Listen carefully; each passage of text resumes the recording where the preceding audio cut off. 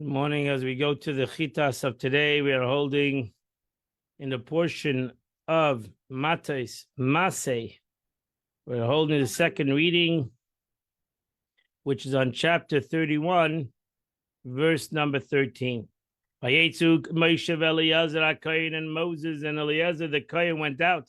The Chol Nesiah Eda, all the leaders of the congregation went out, the Krosam towards them, Al Mechutz Lamachna, outside the camp.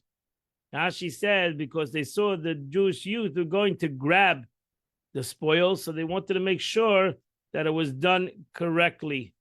Moshe got angry at the officers of the army. Sorry, Alofim, the heads of thousands, Vesari Mayas, the heads of hundreds, Abayim Mitzvah, Muhammad, that came from the campaign of the war. Rashi said this appointment over the army, this comes to teach us that when a generation is corrupt, the leaders are held responsible. And therefore, Moshe Rabbeinu felt that the leaders are responsible because they should have protested, they should have stopped the situation. But so first Moshe Rabbeinu asked, did you leave any females, any women alive? What was wrong with leaving the women alive? Verse number 16. They were the ones who was the whole problem, because they went out to entice the Jewish people. They came out to entice the Yidden on the situation, not only to entice them to do immoral acts, but actually to make them sin and worship idols. Al Deval Pe'er, on the situation of the incident of Pe'er, the idol of Pe'er, and then there was a Badas Hashem, there was a plague in the congregation of God. Now she says, this shows us that they recognize them, saying, this is the one who led so and so astray. So why did you keep, if they were one, even though they were not men, why did you keep them alive? He said to them, even if you assemble all the multitudes of the world, you will unable to overcome the Jews. Are you more numerous than the Egyptians, who had 600 chosen chariots? Come, I'll advise you. The Eibishter hates immorality. So thus, get your women to do immoral acts with the men and ultimately bring them to idol worship. So therefore, the women were involved in this campaign against the Jews as the men. And therefore, so now kill every male child. And every woman who has slept with a man. The Mishkav Zachar. Tough command. Kalisha is capable of sexual intercourse, even though she may never have experienced it. They're past them in front of the show place, and the face who's capable of intercourse turned green. So they knew exactly who it was. Yidagu. Why is it repeated? In order to make pause in the text. So says Rabbi Shmuel. But when I read, kill every male child and every woman who lies ultimately with a man and all the young girls, I would not know whether to kill them, the woman first in the verse with the males, or allow them to live along with the young girls. This is why it says, you shall, in the end of the verse, you shall kill them. Any young girl who didn't experience intimate relation with a man, you're allowed to keep them. Number 2 is you have to live outside the camp. Shivas Yomim for 7 days. Any person who killed a person in war. And person touched a dead body. You have to cleanse yourself. You have to cleanse yourself with the paradub, the red heifer, on the 3rd and 7th day, and both you and your captors. Now she says, the chutz lamachna doesn't mean outside the 3 camps. It means outside the courtyard of the Beis Hamikdash. Kol ha'oring nefesh. Meir says, the Torah is talking about one who killed with a weapon, susceptible contamination, a sword. And it teaches us that a vessel defiles the person when it's contact with the corpse. That if a sword, even though a sword is a vessel, in general, vessels cannot impurify a person. But in a situation with a sword, with killing somebody, then it does impurify the person. And as if it were actually in contact with the course of self, or I might think that it becomes contaminated, even if he shot an arrow and killed him. Therefore, Torah teaches us, or who touches a corpse, equating the one who kills with the one who touches. Just the one who touches, contaminated through contact, so too, if somebody, God forbid, kills somebody in war, and it's not through a gun, but through a sword, then he becomes contaminated as the person, as if he would have touched him with his hand.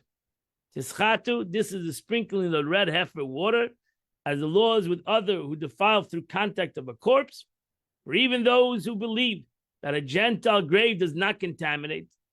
That's a general, there's a whole argument, if only a Jewish grave contaminates or not, but most sages hold the Gentile grave does not contaminate because they don't have the laws of purity and impurity. And Israel, as it were, under the same roof, as it says, you may sheep my sheep in the pasture. You are men. And the sages added, only you are called in this law the concept of men. So admit that gentle contaminant can't of carrying them in terms of men. So therefore they hold, even those who hold that a Gentile grave does not contaminate, but if you actually came in contact with the dead body of a Gentile, then it does contaminate. And it said in reference to uncleanness, causing it being the same tent, namely under the one roof, it says, this is the law of Adam. So Adam, all human beings, when they die, they contaminate, their body contaminates before they're buried. So until a person's buried, whether he's a Jew or not Jew, he contaminates a Jew. But if he's buried, according to many, he doesn't contaminate anymore. Not only Gentiles are susceptible to contamination and therefore require sprinkling, but just as you are members of the covenant, so too your captives should become contaminated after they enter the covenant of God. They require sprinkling because now they're all going to become Jewish. All the people you captive are now going to become Jewish, so they also need to go through the purification of the paradum. V'chol beg v'chol kliyer, and also all your garments and all leather articles. V'chol ma'aseh izim, anything that's made through the goat product, or chol kliyates, or anything that has wood, tischatu needs to be put in a mikveh. Now she says this includes articles made from horns, the hooves and the bones, that there was things that are made from bones. So whether it was made from leather or goats or any kind of wooden article or metal article or stone, whatever. And Eliezer told the Kohen, said to the soldiers returning from the battle, this is the law that the Torah that you have to purify yourself. Now, why suddenly Eliezer suddenly get involved? So since Moshe was in a state of anger, that's what happened. Every time Moshe Rabbeinu got angry, he forgot the law. Suddenly he forgot what to say. He came to make a mistake. For the law of purging Gentile vessels, it eluded him. A similar incident happened the 8th day of the vestures. That's again, Moshe got angry. Eliezer in his summer, and it became his state of anger. He came to make a mistake. And similarly, the episode, now listen to you rebels, he struck the rock. So whenever Moshe Rabbeinu got angry, he always forgot a law. And over here, he forgot the law. That also vessels need to be purified. Hashem, he ascribed the ruling in respect of Moshe Rabbeinu, his uncle. He made sure to say that it was in the name of Moshe Rabbeinu.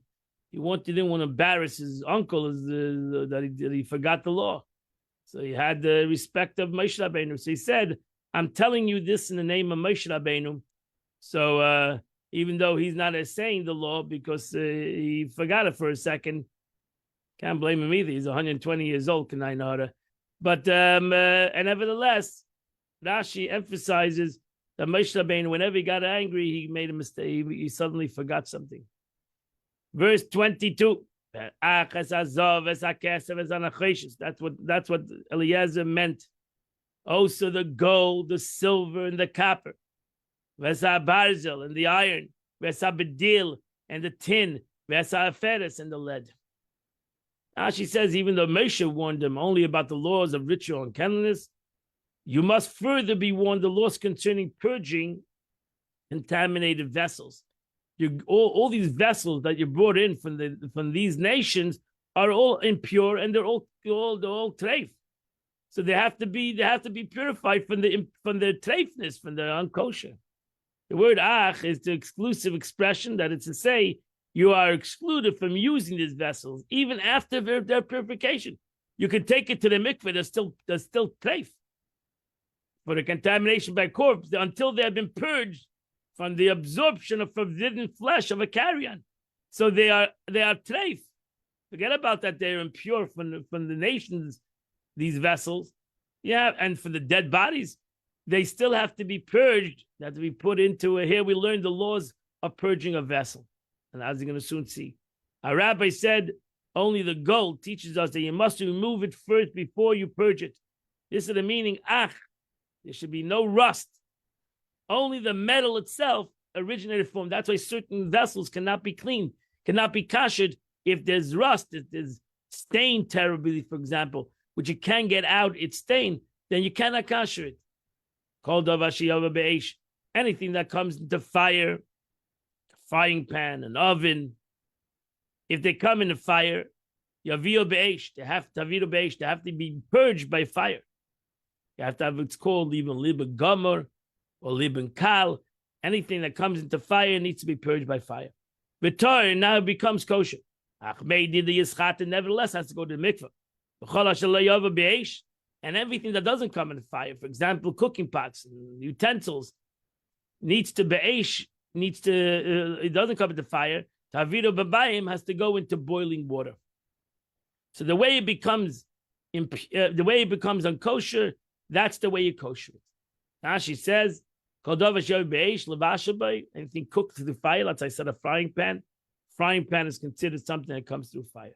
Tavido be'esh, as I said, it's purged in the manner it's used. If it's used in hot water, it must be purged with hot water. If you use by roasting, such as a spit or a grill or an oven, it has to glow in fire. According to the simple meaning, the sprinkling was to cleanse it from contamination of a corpse. He said to them, the vessel requires purging to cleanse them from non-kosher. And it has to require sprinkling to cleanse them from the spiritual uncleanness. Our rabbi expand from here that even if you make it fit for use after contaminated from forbidden food, it still needs to go to the mikveh. It needs to go, metal utensils need to go to the mikveh. This is the meaning of Mei Nida. Written here is the water fit for, why is it called Mei Nida? A mikveh is called Mei Nida. The waters of a Nida means that you have to have a kosher mikveh. A kosher mikveh where a woman can go to is called a kosher mikveh. So even though a man can go into a, so to say, a non-kosher mikveh, but a woman only can go into a kosher mikveh. And therefore, these utensils cannot go into but a kosher mikveh that a woman can go into. Anything that was not used in fire, such as cups, jugs, all cups and jugs that are used in cold food and did not absorb forbidden food, tavir b'mayim, you immerse it. So let's say something that doesn't become impure, like for example, if they never used it for anything hot, then it doesn't become non-kosher. Only thing makes a non-kosher, something non-kosher is hot. So today, for example, we wash our dishes in hot water. So everything becomes non-kosher. But those days, maybe they didn't wash the dishes in hot water. So therefore, only thing that made it a thing non-kosher is by cooking with it. So therefore, everything else would be, you have to cleanse it, and that's it. You wash it. You still have to go to the mikveh because it came from a non-Jewish place. He immersed it, and it was sufficient. This refers to metal utensils that was used with cold water. And then you shall wash your garments. In the seventh day, and you shall purify yourself. And then you come into the camp. What means into the camp? Rashi again, it means into the Beis Hamikdash.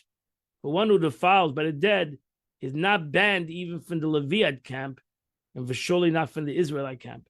He's only prohibited from the Beis Hamikdash. Verse 25, and God said to Moshe, saying, take account of the plunder. Hashvi ba'adim, for the captives of men.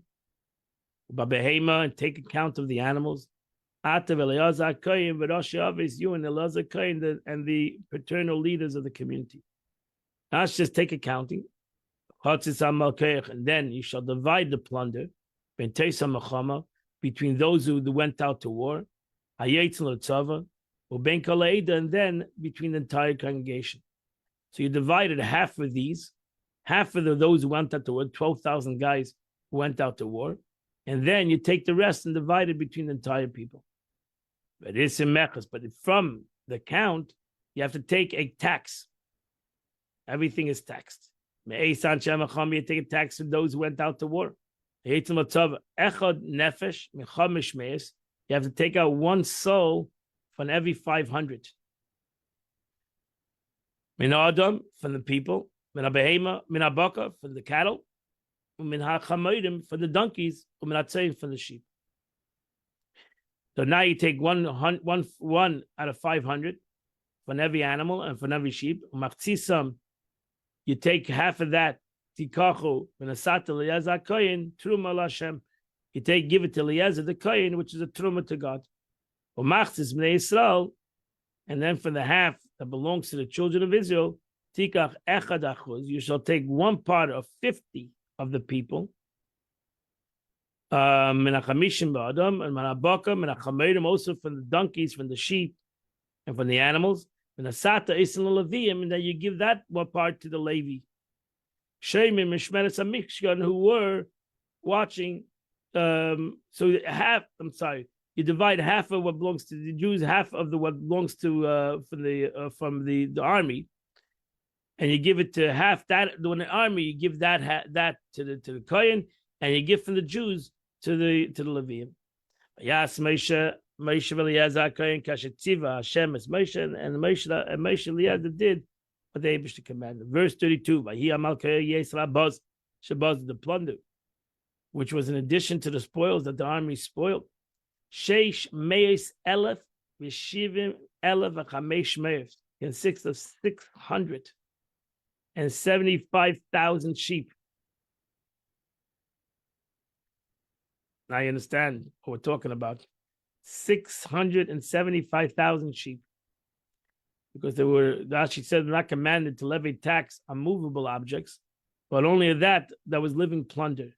Say it expressed in this way: the plunder in which was included in the allocation in the tax, which remains over the spoils of the movable, like gold and silver, whatever, that's movable object. We're talking about animals and people. The movable property were plundered by the soldiers for themselves, and were therefore not included in this allocation. And that's why the Torah talks about the sheep and the chamodim and people. Bakar and the cattle was Shnayim v'Shivin Elef was 72,000. The chamodim, the donkeys, was Echad v'Shishim Elef was 61,000. And as for the people, for the woman, Ashaliyadu Mishka Zachar, that didn't have any relation with any men, were Shnayim v'Shleishim Elef were 32,000. So the half that, which is the portion that went out to the battle, Misparat saying Shalish Meis Elef v'Shleishim Elef, the number of sheep was 337,500 Chamesh Meis. So the tax to God, so to say, to the Kohen, was for the sheep 675. Bakar and the cattle was Shishim v'Sheshim Elef was the tax was to the Kohen was to the Eibush was 72. The Chamodim and the donkeys Shleishim Elef the Chamesh Meis was 30,500 donkeys. Michsal Hashem was 30,500 leftover. Michsal Hashem Echad v'Shishim was 61. Benefesh Adam and Shisha Asa Elef was 16,000 people, of which a tax to the Beis Hamikdash was Shnayim V'Shleishim at Nefesh 32. Moshe gave that tax as a gift to the Beis Hamikdash, Le'ezer Kohen, to Lezer, Kashetziv Hashem Meshmesh, which God commanded. Machzis Bnei Yisrael, then he took the half of the Jewish people. Shachotzu Moshe and Anoshim Atzvayim, which Moshe divided when the men are going to the army. What does that mean? On behalf of the community, because they took the people that went to the army had to give a half to themselves and a half to the Jews. So on behalf of the community, he took them for the men who went out to war, because they had to give it to the rest of the Jewish people. But the community you have consists of 337,500 sheep. But it was 60,000 cattle. I made him the donkey and the donkeys was 30,500. Benefesh Adam and the people Shisha was 16,000. So Moshe then took part of 150 out of 50 of the half of the Jewish people as a chuz. He took one out of each 50 from people, from the behema, from the animals. He gave them to the Leviim, who were guardians of the Beis Hamikdash. As God commanded Moshe. Verse 48. And the officers appointed over the army, thousands of the thousands, to the thousands, each commander, the commanders of hundreds and the commanders of thousands. Apekudim means the appointed by Yemel Moshe. And they said to Moshe, your servants counted the soldiers who were in our charge. And not one person died. Out of the 12,000 men that went out to war, not one person died. So Rashi says not one was missing. When you say not, there's not one missing. Renders leishagud, which Aramaic renders missing, as I would suffice the laws, and the Targum renders what was missing from the count. Similarly, for your seat will be vacant, yifkaid. The place where you'll sit is missing. So only the one who usually sits there. Similarly, by yifkaid makam david, the place was vacant. His place was missing, that not one was sitting there. Lay nifkad, Rashi is explaining the word nifkad. We therefore wish to bring, we took these guys out to war as commanders, and we brought them all back home safely. So therefore, we Pasha want to thank God for this miracle, that not one person died. So therefore, we're giving all our gold, whatever was given to us, we're giving it all, with summit, tabas, and all the gold, be it ankle bracelet, a ring, an earring, a body ornament. We're giving all this to the Eibishter, l'chapa nafsheseinu, to Hashem, to tone our souls before the Lord. So now the etzda is the bracelet of the foot, samid is the bracelet of the hand, agil is earrings, hamaz is the form of a form for covers the private parts of a woman. And that's what they used to wear those days, etc. And Moshe took all the gold that they gave. And the total gift of gold, which they dedicated, Shisha, you should again realize how much gold they acquired there. Shisha Asar Elef was the amount of 16,000. That's what they just gave. Sheisha Asel Hashem Shekel was 16,750 shekel. This is what they gave, thus the heads of the thousands and the heads of the hundreds. Anshe Tzava Bazi Shlei, which each soldier took for himself. But they gave their only thing. And Moshe and Eliezer took this gold from the commanders of thousands and hundreds and they brought it to the Beis Hamikdash. Zikaron Lifnei Hashem, which is the remembrance of the children of Israel Lifnei Hashem before God. And that completes the Chumash for today. We now go to the Tanya of the day. Alter Rebbe continues the concept of what's happening today.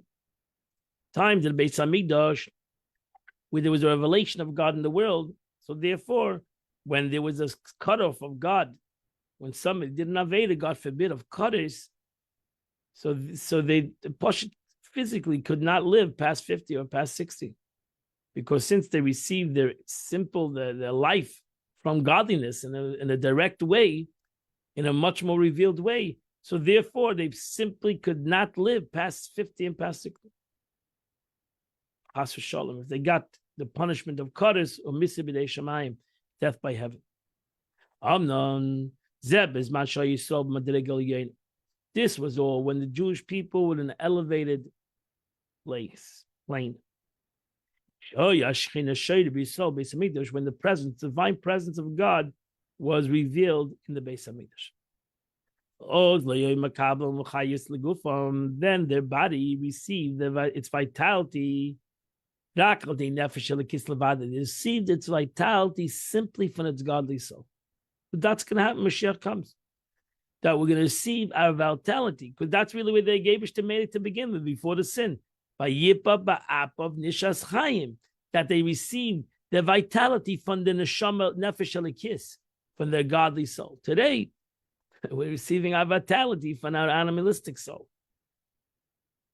So they receive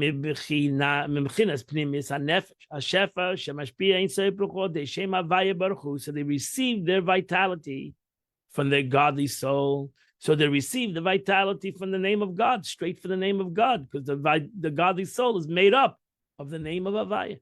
Kiniskalel, as I discussed above. Thus, its spiritual life force emanated from the tetragram from God's name was severed.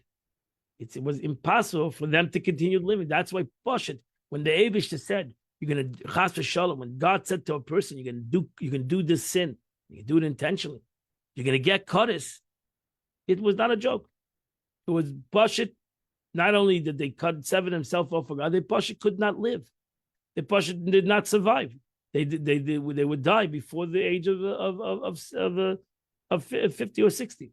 You should realize that this was the whole entire 600,000 Jews who died by the age of 60. Everybody died. Nobody passed the age of 60 in the desert. Everybody died. So we should realize there's a serious matter. One of the things that we Tisha B'Av is symbolic to every Jew in the desert who got into his grave on Tisha B'Av by night, and those who didn't wake up.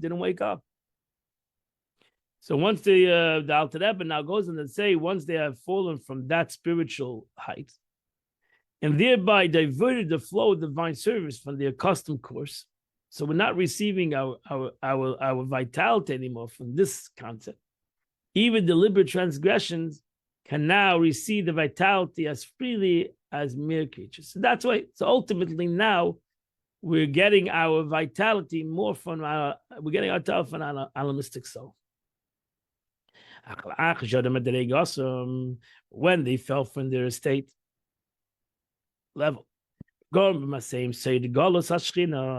and we're now in Gullus. What's Gullus? It's always Alter Rebbe writes, Seid Gullus Hashchina. Gullus, exile, not that only the Jewish people are in exile. It's the Shechina that's in exile. It's the presence of God that's in exile. So the divine presence should be in a state of exile amongst the forces of unholiness. That's the biggest problem of exile. That's why it's called Seid Gullus Hashchina. Real Seid, if you're thinking only about a Jewish people or the world, it's a bigger problem. And the biggest problem is that the Shekhinah is in exile, that the presence of God is in exile. What means the presence of God is in exile? That the presence of God, just like Yisrael, Bein Umayis, that the Jewish people have been separated and chased between the nations of the world, so too the Eibishter, so to say, is chased in the aspect of unholiness. Your sins, your mother was banished, so to say. Your mother refers to divine presence. The mother of the children, like saying in chapter 1 and in part 1 of chapter 52, the gullus of Eimeillah, the higher mother, Bina, of the world of Atzilus, is known as Knesset Yisrael, the source of the Jewish soul, which is Malchus, which Bina comes in Malchus, Atzilus. Malchus is also called Ima Tata.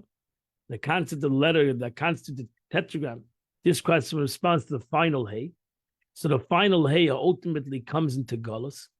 So it's not only that the final Hay of a Jewish person's soul is in Gullus, the final Hay of Malchus, Atzilus, which is the congregation of Israel, which is the word of God, which is the Shechina, comes into Gullus. That's why Shechina Imaim, that the Shechina, the presence of God, is with them, is with the Jew in Gullus, which precedes the rope and the lifeline to the soul. This means the benevolence flowing forth from the above-mentioned later hay, Yud Kei Vav hay, the hay, the last hay, has lowered itself.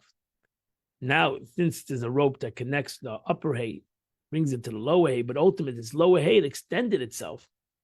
And now it's gone into Klippa. The lower hay, the hay, we forced the lotus hay, as the verse says, because of our sins, we forced this lower hay to come into impurities. Came to one plane to plane, not just till enclosed itself the 10 spheres of Noiga. In so much as Klippa is called Noiga, includes the mixture of goodness. It is composed of 10 spheres corresponding to the 10 spheres of holiness.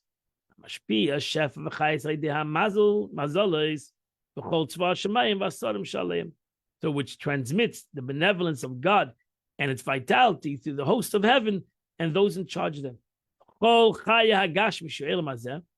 Which gives the life force to every physical thing in this world, to every vegetation. As our sages say,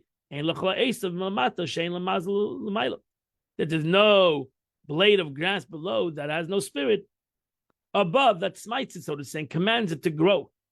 So thus the life force of all living things, even vegetation, which expresses its vitality through growth, arises from Klippas Neiga. So everything comes in Klippa. So too the soul of a Jew comes also in Klippas Neiga. So too now in the soul of a Yid, the human being, the body, and the Jew survives from Klippas Neiga. It should have survived from the godly soul, but it's surviving from the Klippa.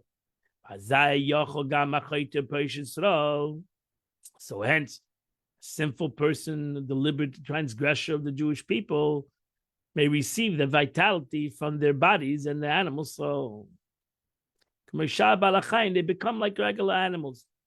So that's like everything else receives its force from Klippas Neiga. The Jewish soul receives its nurse. The Jewish person receives its life force from this Klippa, like an animal.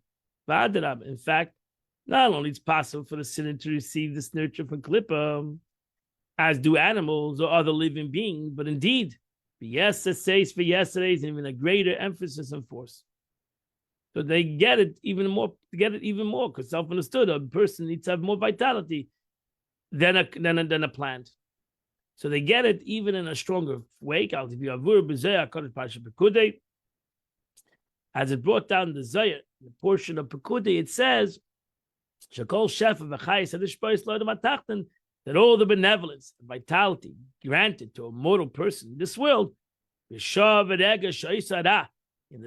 when he commits, God forbid, evil in the eyes of God, whether it's in thought, deed, or speech, or even the amusing thought in a sin, and so on. So meaning, though any of the three souls of the garment of thought, speech, and action, so the life force is ifru to him from the various chambers of the other side. As brought down the Zayah. So basically, We're receiving basic life on Klippa. Adam hu bala bechira. And ultimately a person has free choice. So today you have free choice. You can receive a vitality. I can be nurtured from the chambers of Sitra Achra, for the other side. Or from the chambers of holiness. For the time of the Beis Hamikdash, they only received it from the chambers of holiness. And that's why you understand the response in the time of Beis Hamikdash was much stronger than the response now. Beis Hamikdash was total destruction of Jewish life, to almost to the concept of extinction in the time of the Churban Bayis. But ultimately, the Jewish people, that's why it's stuck. The Gemara says a great charity was done to thee, that the Abish Pizim Bein Umis, because it was, Hitler Yamach Shemai wanted to destroy the entire world, to destroy the entire Jews. He never got to that situation because there were Jews in the other parts of the world, thank God, and so in America. So therefore, for the times of Churban Bayis, Rishon and Bayis Sheni, these were times that all Jews were mamished in the same area, and so too in Haman or Russia, all had the capability of total destruction of the Jewish nation, to bring them mamish to extinction. And therefore, was mamish the Gzeda. That's why Tisha B'Av is included in Tisha B'Av all throughout history. But it really the response to Churban Beis Hamikdash, where there was Pashut, if the Eibush had not for the benevolence of God, the Jewish people could have been distinct, because they received the kedusha from holiness, and therefore once the holiness was severed, Chas v'Shalom could have come to a distinction of Yidden Chas v'Shalom. Today we receive our Klippa of Adam. Therefore, today we in essence can still survive, so to say, because we receive our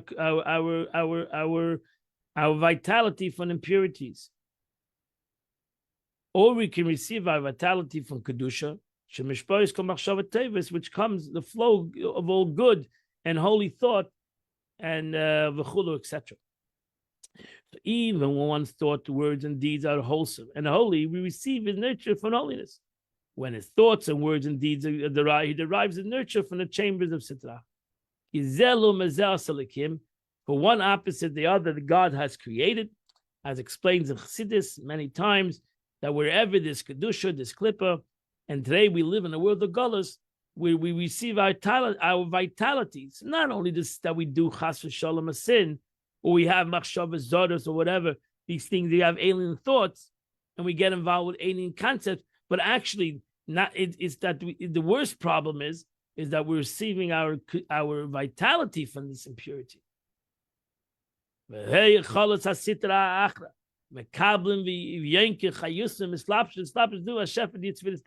ultimately, it's a give and take situation.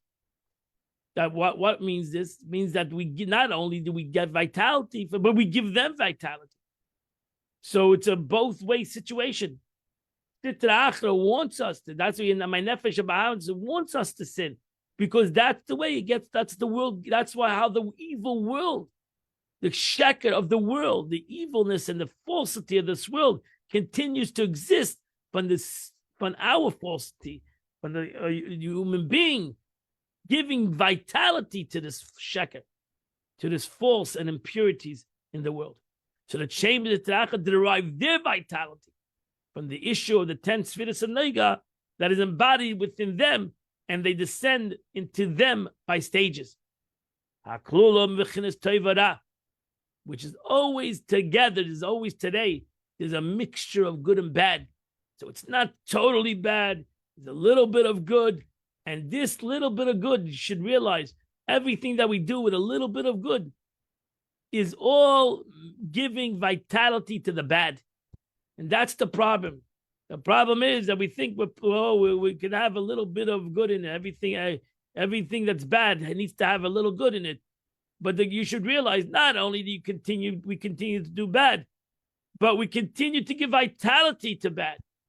We give them existence by mixing in good and bad in the situation. which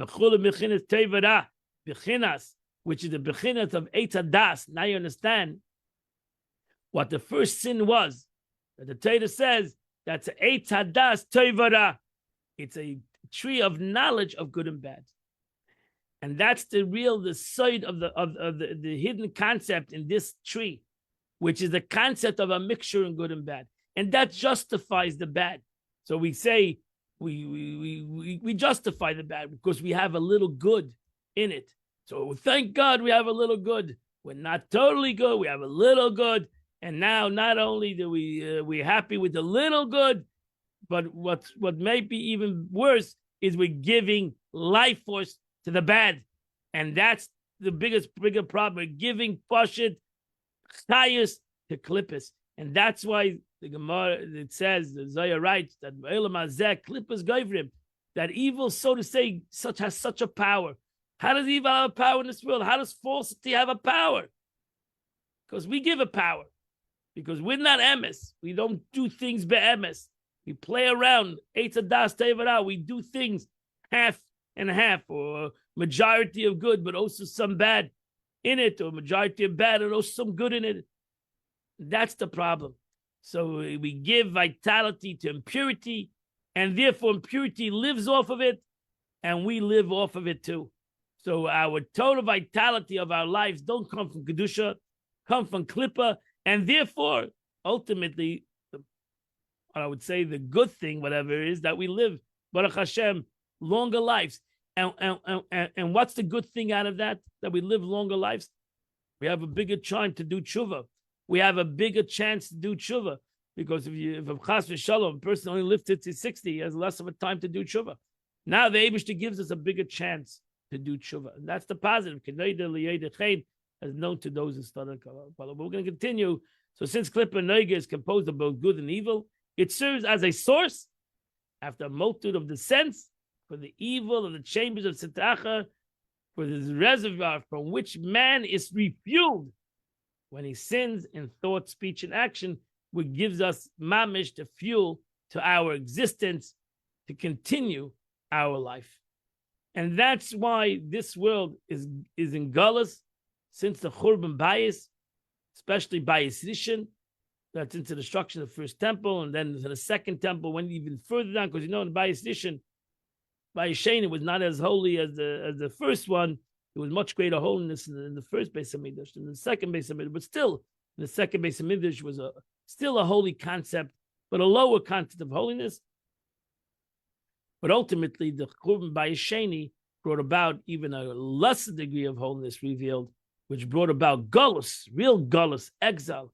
Gullus Roim, we are right now in the Gullus of Roim, Gullus Edom, the last Gullus, the Gullus of Edom, the Gullus of Rome, which brings about the total Gullus of the Shechina, as the Alter Rebbe said, which brings about the concept of the negative, that the Shechina itself has to come into impurities and into Klippas Noiga, ultimately even lower than that. And therefore, we ultimately receive our existence also. We give it existence. It's a flow backwards and forwards. And we receive our existence from impurity and also from impurities. But that ends the Tanya for today. Today is the 23rd day of the month, which is chapter 108 in your Tillim, or chapter 112. If you do those 5 chapters, you do the Tanya, you do the Chitas of the day. So I wish you all a great day, a wonderful day, and Amir Shem, see you tomorrow. We'll continue to do the Chitas of the day.